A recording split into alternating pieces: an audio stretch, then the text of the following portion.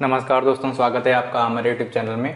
एक आंसर की जो मॉर्निंग शिफ्ट एनटीए नेट जो है 2020 जो एग्जाम हुआ 13 नवंबर को, उसी के लिए हम यहाँ पे एक आंसर की पे चर्चा कर रहे हैं। और हमारा चैनल गुरुचेला एकेडमी आपको सबसे पहले इस आंसर की से जुड़े प्रश्नों के बारे में बात करेंगे। कुछ संभावित उत्तर हैं जो कि आयोग की अभी प्रमाणिक आंसर की नहीं आई है, लेकिन फिर भी उसके पहले कुछ ऐसे आप मित्रों से जो भी क्वेश्चंस मिले जिनका संग्रह किया जा सका, उन पर एक छोटी सी परिचर्चा होनी है। आप लोग एक कयास लगा सकते हैं कि कौन से प्रश्न आपके सही रहे, कौन से गलत रहे। तो प्रारंभ करते हैं इस आंसर की के कुछ महत्वपूर्ण प्रश्नों पे जो भी हमें संग्रह करके उपलब्ध हुए। जी हाँ, और जो आंसर की है वो 5 से 7 दिन के अंदर बहुत जल्दी आने वाली है। ये दिवाली की छुट्टियां अगर नहीं रही होती तो शायद और भी शीघ्र उस आंसर की पे चर्चा हो सकती थी। चलिए प्रारंभ करते हैं। हम सबसे पहला जो यहाँ पे प्रश्न रहेगा वो इसमें कौन सा है, 13 नवंबर 2020 मॉर्निंग शिफ्ट 9 से 12 जो परीक्षा का समय रहा, उसी पे यहाँ पे चर्चा होनी है। शुक्ल जी के अनुसार आखिरी कलाम में क्या वर्णन है। तो जायसी के 3 महत्वपूर्ण काव्य ग्रंथ रहे और उनमें से ये आखिरी कलाम है। आखिरी कलाम यानी यहाँ पर क्या है, कयामत, और ऐसे जिसमें सृष्टि के विनाश का वर्णन है, कयामत का वर्णन है, तो ये यहाँ पे कयामत का वर्णन इसके अंतर्गत किया गया। दूसरा प्रश्न देखते हैं हम, तारीख किस भाषा का शब्द है। देखिए, जो भी परीक्षाओं में हम इवनिंग शिफ्ट की आंसर की पहले ही अपलोड कर चुके हैं, आपने देखा होगा। ये जो प्रश्न है लगभग एक समान रूप से उनको रखा गया है, बहुत अधिक दोनों परीक्षाओं में अधिक अंतर नहीं है। जैसे मानस का हंस, यहाँ पर भी प्रश्न आया, वहां पर भी प्रश्न आया, दोनों ही मीटिंग में जो परीक्षा हुई वहां पे दोनों ही में से प्रश्न आया हुआ है। तो लगभग जो रूप है, प्रारूप है, वो सिमिलर है, एक जैसा है। तो दूसरे प्रश्न पे चर्चा करते हैं। ये भी तारीख किस भाषा का शब्द है, तो अरबी भाषा का। इस प्रकार से एक प्रश्न वहां पे भी आया था, व्यंजन से जुड़ा हुआ तालव्य इस भाषा में आया हुआ है, वहां पे दंत्य आया हुआ था। तो इस प्रकार से लगभग समान है। जो डिफिकल्टी लेवल है वो दोनों का लगभग एक जैसा, इसलिए इसको परसेंटेज को डिसाइड करने में, कट ऑफ जनरेट करने में कोई असुविधा नहीं होनी है, जहां तक कि मेरा मानना है। तो तारीख किस भाषा का शब्द है हो गया। तीसरा प्रश्न देखते हैं, तालव्य वर्ण है तो जो च वर्ग है, च, छ, ज, झ, या, यानी जहां पर जिह्वा का स्पर्श आपकी तालु से होता है, तो तीसरा प्रश्न बिल्कुल सही च वर्ग होगा। जो भी लोग च वर्ग के व्यंजनों को सही करे हैं, बिल्कुल सही उत्तर उनका होगा। देखते हैं ठुमरी, महत्वपूर्ण प्रश्न है। प्रीवियस ईयर के क्वेश्चन पेपर में ये कहानी पूछी गई थी जिसमें इसको कालक्रम के आधार पर निर्धारित करना था। तो ये महत्वपूर्ण, पहले से ही मैं बार बार कहता आ रहा हूं, ये प्रश्न बिल्कुल इंपॉर्टेंट है। हमारी जो लाइव क्लासेस चलती रही, जो रात के 10 बजे, शाम को 5 बजे, उसमें इन प्रश्नों को खूब पूछा हमने और इनके कालक्रम, प्रकाशन वर्ष सब पर चर्चा होती रही। आगे देखते हैं 5वां प्रश्न, यहाँ पे ब्लैंक है, माफी चाहते हैं। ईरान की पृष्ठभूमि पर आधारित उपन्यास। तो ये जो ईरान की पृष्ठभूमि पर आधारित है, ये 7 नदियां एक समंदर होगा। कई सारे विकल्प वहां पे दिए हुए थे, वे दिन भी उसमें था, लेकिन ये उत्तर सही होगा। ये क्योंकि इसमें जो लेखिका है वो पारिजात जैसे उपन्यास लिखने वाली नासिरा शर्मा जी का उपन्यास है और ईरान के पृष्ठभूमि पर इसको रखा गया है। महत्वपूर्ण प्रश्न है। आगे देखते हैं त्रिशंकु नाटक। जी हाँ, ये त्रिशंकु नाटक जो है, ये नाटक बृजमोहन शाह का है। ये एक निबंध भी है और कहानी भी है मन्नू भंडारी की। ये प्रश्न तो मैं बार बार अपने चैनल गुरुचेला एकेडमी में पूछता रहा और बार बार मैंने इसका विश्लेषण भी किया। जितने समय हमने इसको पूछा, इसका विश्लेषण किया। और जो मॉक टेस्ट की सीरीज हमने एक आपको प्रोवाइड की थी, जो 10 टेस्ट सीरीज जो थे एग्जामिनेशन के पहले, वहां पर भी मैंने 2 से 3 बार ये प्रश्न रखा हुआ। तो ये बहुत अच्छा प्रश्न है, कई तरह से ये पूछा जा सकता है। त्रिशंकु नाटक जो होगा बृजमोहन शाह का होगा। विभाजन व सांप्रदायिकता पर आधारित उपन्यास, दोनों ही महत्वपूर्ण है। झूठा सच 1956-58 2 भागों में प्रकाशित हुआ। तमस भी बहुत महत्वपूर्ण उपन्यास है, 1974-75 के आसपास में ये साहित्य अकादमी से पुरस्कृत रहा। तो इस प्रकार के उपन्यासों पर भी हमने खूब चर्चा की। 8वां प्रश्न बिल्कुल सही होगा। देखते हैं आवारा मसीहा। जी हाँ, महत्वपूर्ण है। आवारा मसीहा पर विशेष हमारा जो वीडियो है, उस पर हमने जिस प्रकार से 14 वर्ष में विष्णु शर्मा ने इसको लिखने में लगा दिए, उतना गंभीर तो नहीं, परंतु हमने एक 10 से 15 मिनट का जो वीडियो दिया, वहां पर मैंने इसके समग्र की विवेचना की। तो शरद चंद्र के जीवन पर आधारित है। पूछा गया बहुत आसान सा प्रश्न, जो कि एक पहली बार पढ़ा हुआ व्यक्ति भी बता सकता है। तो कुछ ऐसे प्रश्न थे जो जटिल थे और कुछ ऐसे भी प्रश्न थे जो बहुत ही सामान्य थे, जिन पर एक बार देख करके टिक किया जा सकता था। 10 नंबर प्रश्न जिसमें भामह, मम्मट, विश्वनाथ पूरी सीरीज हमने आपको प्रोवाइड की। 6वीं, 11वीं, 14वीं शताब्दी में इनके जो समय काल हैं, रचना काल हैं, जन्म काल हैं, वो रहेंगे।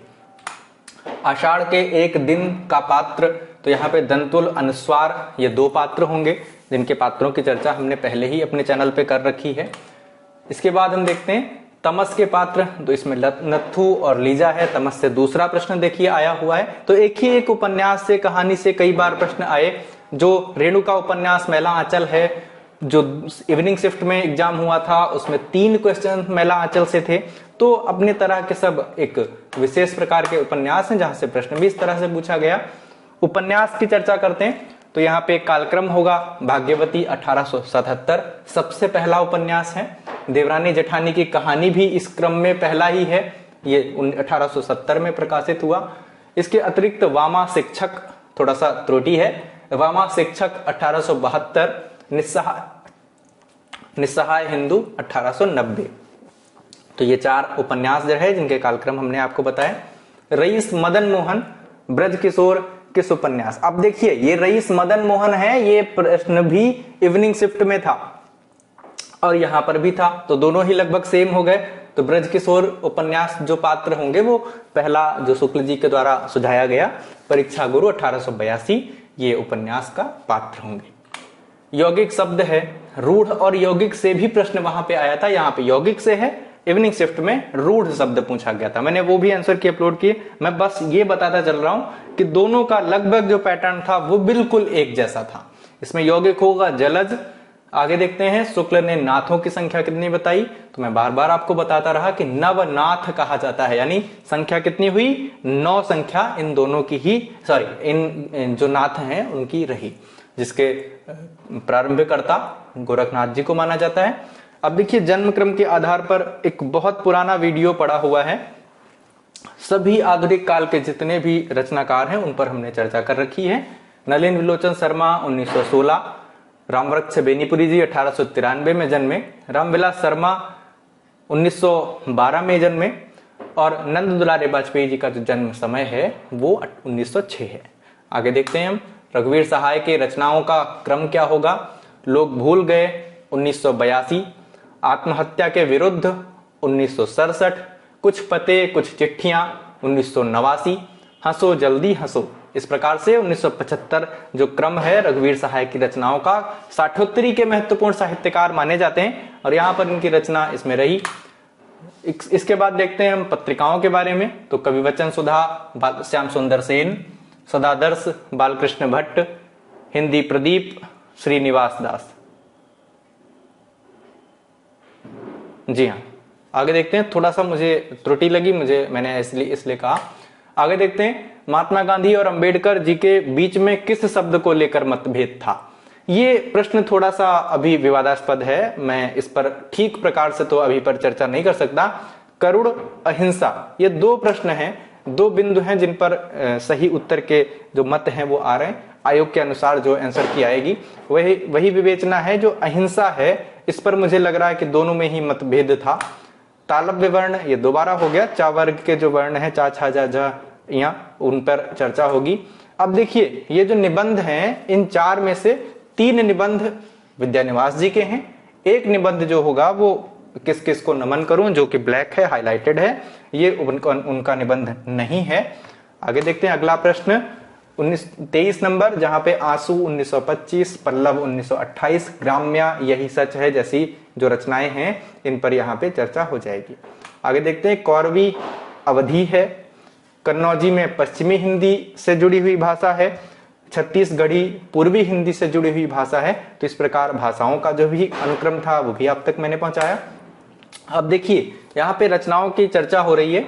मैत्रेयी पुष्पा, अलमा कबूतरी, नासिरा शर्मा जिसके पारिजात की चर्चा हम कर चुके हैं और ये साहित्य अकादमी से पुरस्कृत भी है। कृष्णा सोबती, समय सरगम इनका महत्वपूर्ण रचना है। आगे देखते हैं, ये जो रचना है जगत विनोद पद्माकर का है।